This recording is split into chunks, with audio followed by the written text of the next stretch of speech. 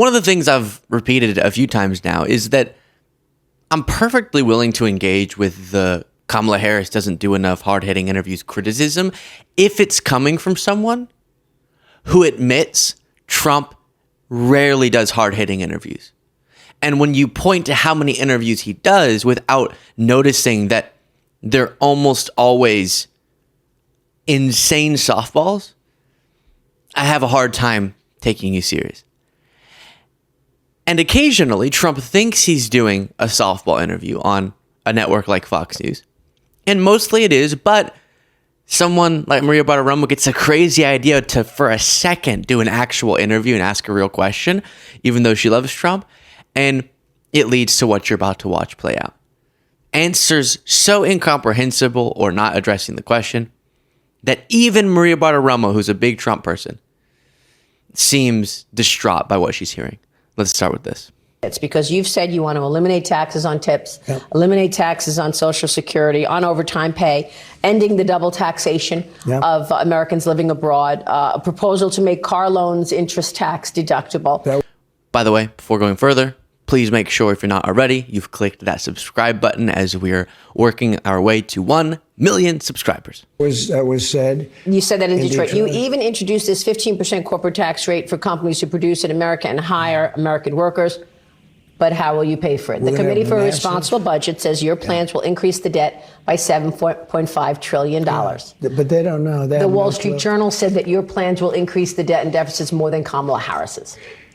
If I do this, you're going to have car companies coming back to the country because of the taxes and the tariffs. The tariffs will protect them when they come in. So they will protect from other companies coming in, because if the other companies don't come in, they're going to have to pay massive tariffs. And that's it.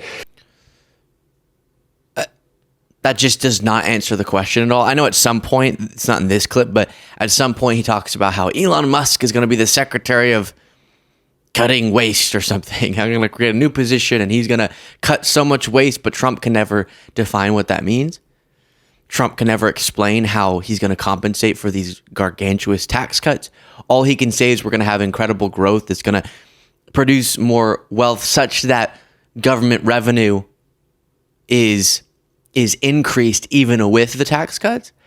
And he cites his last tax cut bill saying, like we did last time, but last time that's not what happened. And he jacked up the deficit because it didn't compensate for those big tax cuts.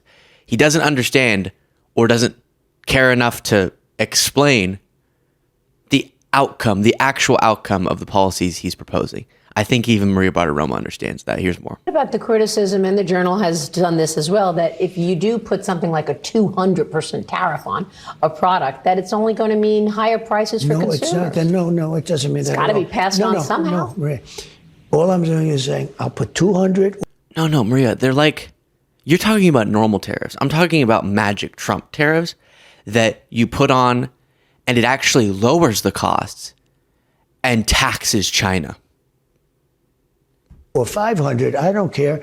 I'll put a number where they can't sell one car into the United. I don't want them to sell the car because I don't want them hurting our car companies.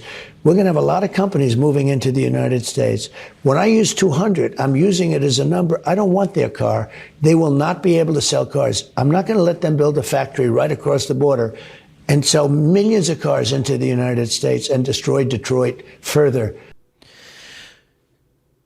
So again, he just doesn't thoughtfully engage with reality, because often it is justified to implement policies to increase production of things in the United States to make us less dependent on foreign countries for strategic reasons, geopolitical, potential war reasons, whatever.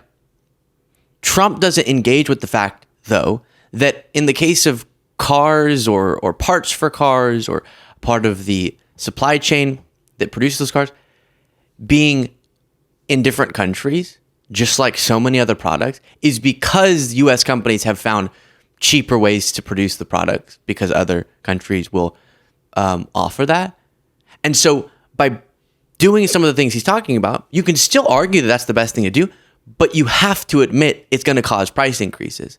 But Trump won't admit that. He just pretends like, no, actually, the government of Mexico or the government of China is going to pay some tax to us. We're going to make money and we're going to have more U.S. manufacturing of things, and just no realistic discussion of these policies, as shown by him saying, quote, in this next clip, he'll say, well, I'll say 100, 200, I'll say 500. I don't care. Talking about tariffs.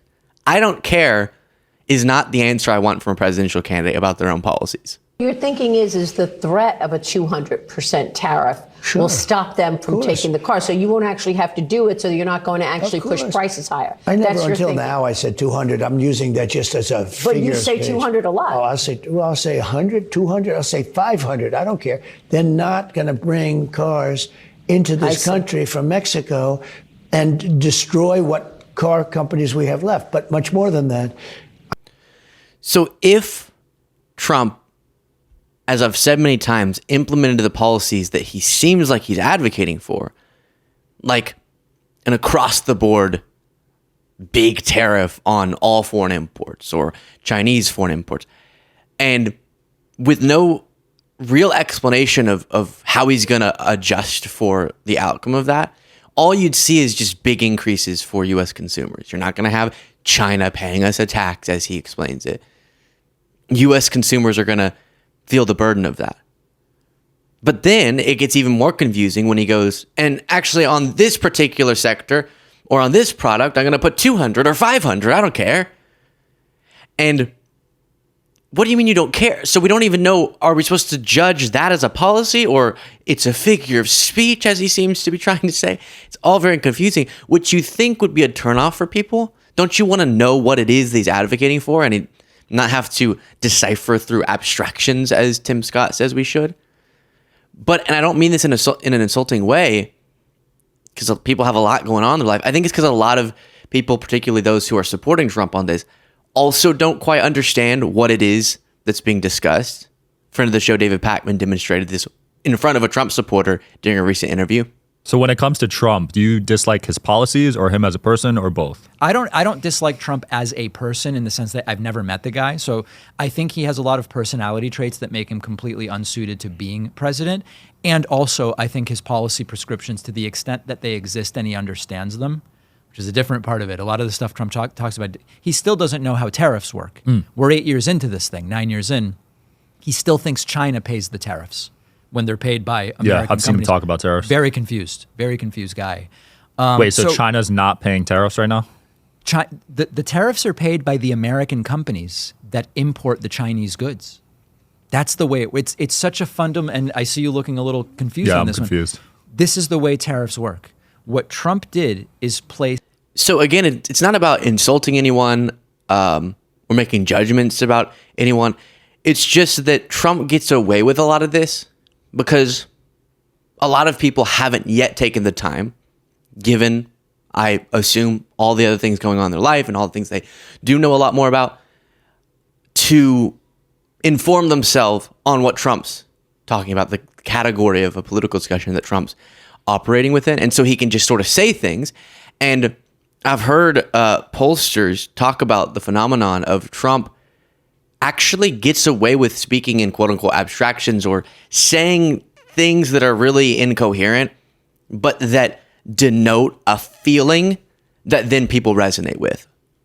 So the feeling of, I want to boost American manufacturing, is a justified one. Me too.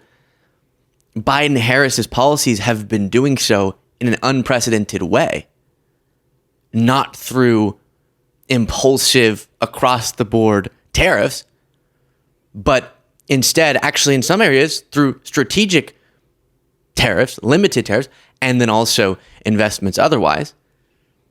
But Trump supporters resonate with Trump feeling like he's talking about bringing things back to America, a feeling they like. So then the specifics of how he's expressing that feeling don't matter as much. But we should want presidents who can both resonate with our feelings and demonstrate that they feel that way with facts that make sense than this. So that there's a lot of fat in government that you would want to slim down. Incredible fat. So what agencies would you want to shut down? Well, let me have you ask another person that, because I'm going to have Elon Musk. He is dying to do this.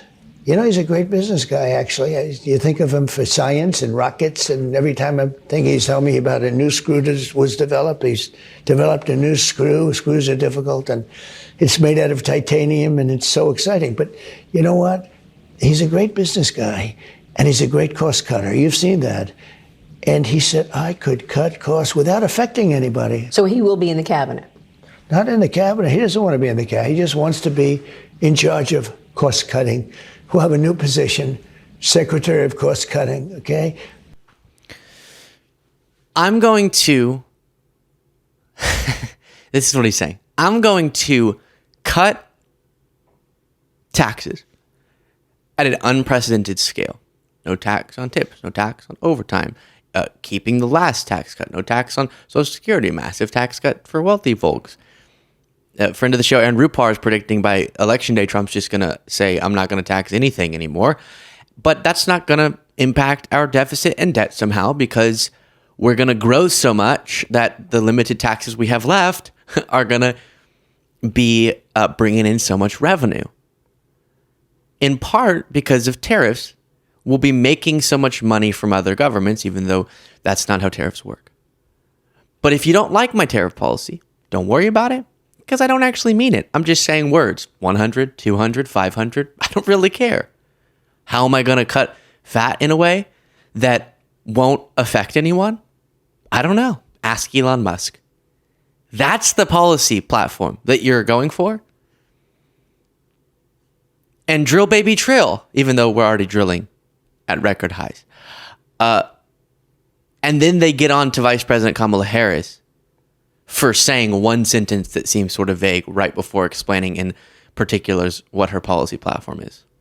Then this. Let's remember, you've got 50,000 Chinese nationals in this country in the last couple of years. Yeah. You have people on the terrorist watch list, 350 in the last couple of years. You've got, like you said, 13,000 murderers and 15,000 rapists. Right. What are you expecting? Joe Biden said he doesn't think it's going to be a peaceful election day. Well, he doesn't have any idea what's happening in all fairness. He spends most of his day sleeping.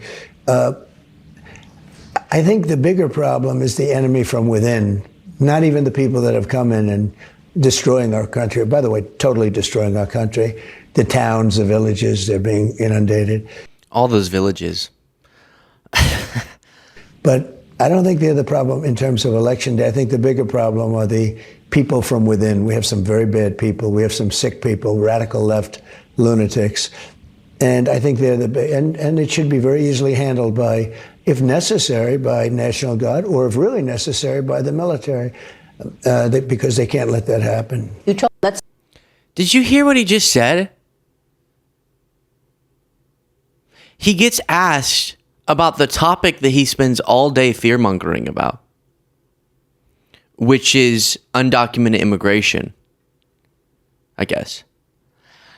And he says, you know what? That's actually not as bad. And he, as he always repeats, our adversaries like Russia and China, they're not even that bad. The real bad thing is the left. And the military or National Guard needs to sort that out. What?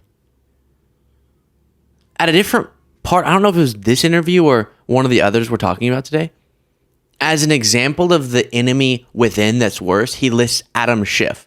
Oh, it was at his rally in California. So when he says the enemy from within is worse, he's talking about just Democrats he doesn't like, and then says the military should sort that out.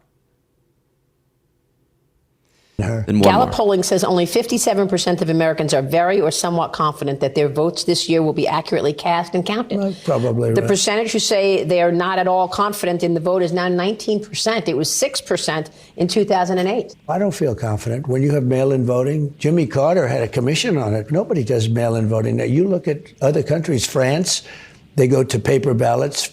France had it, and they had a lot of problems.